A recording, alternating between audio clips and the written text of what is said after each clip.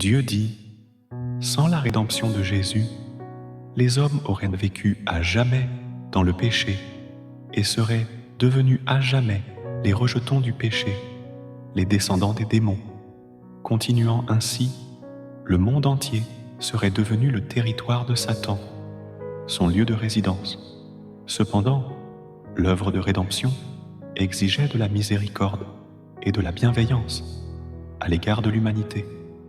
Ce n'est que grâce à cela que l'humanité a pu recevoir le pardon et acquérir finalement le droit d'être rendue complète et entièrement gagnée par Dieu. Sans cette étape de l'œuvre, le plan de gestion de 6000 ans n'aurait pu progresser.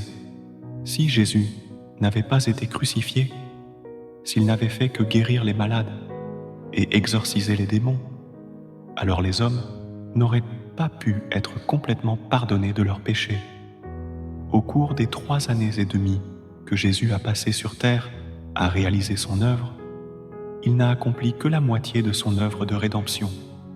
Ensuite, en étant cloué sur la croix et en prenant l'apparence de la chair pécheresse, en étant livré au mal, il a accompli l'œuvre de crucifixion et maîtrisé le destin de l'humanité. Ce n'est qu'après avoir été livré aux mains de Satan qu'il a racheté l'humanité. Pendant 33 ans et demi, il a souffert sur la terre, été ridiculisé, calomnié et abandonné, au point même qu'il n'avait nulle part où poser sa tête, nulle part où se reposer, et il a ensuite été crucifié, son être tout entier, un corps saint et innocent, cloué sur la croix. Il a enduré toutes sortes de souffrances possibles.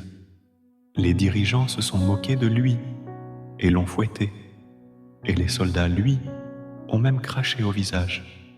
Pourtant, il a gardé le silence et a enduré jusqu'au bout, se soumettant inconditionnellement jusqu'à la mort, à la suite de quoi il a racheté toute l'humanité.